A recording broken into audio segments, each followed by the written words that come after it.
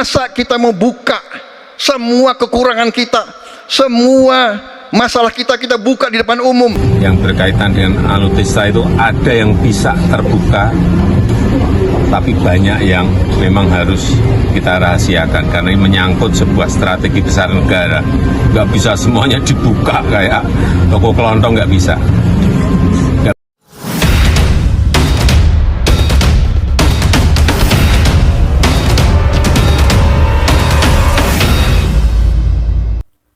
Data negara menjadi bahan debat sengit antar capres saat siaran langsung debat capres ketiga di Istora Senayan pada Minggu 7 Januari 2024. Meski dicecar dua lawannya, capres nomor urut 2 Prabowo Subianto tidak membuka data negara terkait dunia pertahanan karena dinilai rahasia negara.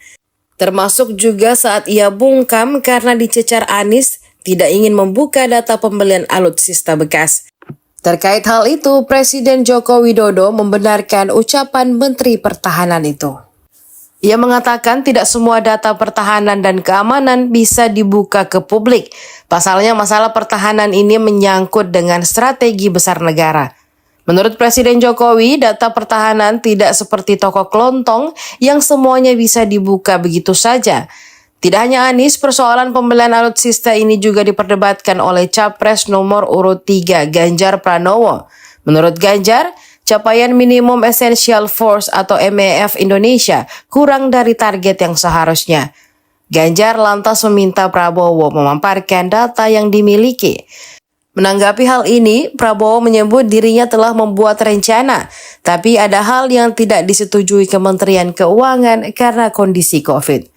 Prabowo juga menjelaskan terkait pesawat bekas itu dilihat dari batas usia pesawatnya. Namun sayangnya, jawaban Prabowo dinilai tidak menjawab pertanyaan Ganjar. Kedua paslon juga penasaran banget untuk membuka data dari pertahanan kita, Bang, untuk membuka data seperti itu. Yang berkaitan dengan pertahanan, yang berkaitan dengan keamanan negara, yang berkaitan dengan alutsista itu ada yang bisa terbuka, tapi banyak yang memang harus kita rahasiakan karena ini menyangkut sebuah strategi besar negara. Nggak bisa semuanya dibuka kayak toko kelontong, nggak bisa, ya. Jadi kita butuh pertahanan yang sesuai dengan ancaman nyata yang ada di depan kita. Ancaman ini dirasakan oleh siapa? Dirasakan bukan saja di dalam batas-batas teritorial, tapi juga di keluarga. Bagaimana ancaman atas penipuan online, bagaimana ancaman atas peretasan, bagaimana ancaman atas judi online, bagaimana ancaman-ancaman terorisme. Itu semua membutuhkan perhatian. Jadi bukan memutuskan untuk belanja alutsista berdasarkan selera dan berdasarkan preferensi masa lalu, tapi justru harus mencerminkan kebutuhan masa depan. Inilah yang menurut kami penting. Ya, anggarannya perlu kita tingkatkan, tapi jangan keliru, ancamannya juga mengalami pergeseran. Jadi itulah sebabnya mengapa kita melihat perlunya ada strategi yang baik. Supaya apa? Supaya kekuatan yang kita miliki mereka bisa bekerja dengan optimal, tidak sia-sia. Lalu Pak Prabowo yang saya hormati, ini bukan soal pribadi, ini soal negara, ini soal policy. Penjelasannya ya di tempat ini, bukan di ruang-ruang tertutup yang tidak diketahui oleh publik. Justru kalau Bapak ketahui datanya salah, tunjukkan di tempat ini sehingga publik bisa mengetahui, bukan dalam pertemuan-pertemuan lain yang tidak jelas dari mana kita bisa menilai akurasinya. Jadi menurut hemat kami, bila ada di antara kami yang faktanya keliru, Bapak tunjukkan. Tapi kalau Bapak tidak menunjukkan, berarti memang faktanya benar. Itulah kenyataan yang ada di lapangan. Dan ini juga yang selalu kami gunakan.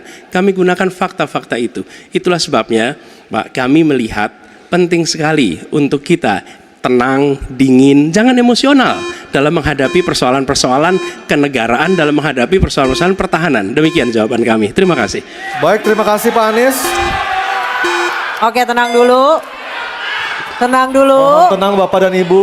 Mohon tenang supaya kita bisa mendapatkan intisari dari jawaban maupun pertanyaan dari ketiga capres kita ini. Dan kami persilakan Pak Prabowo untuk menanggapi Pak Anies dalam waktu 1 menit Pak. Kami persilahkan Pak Prabowo.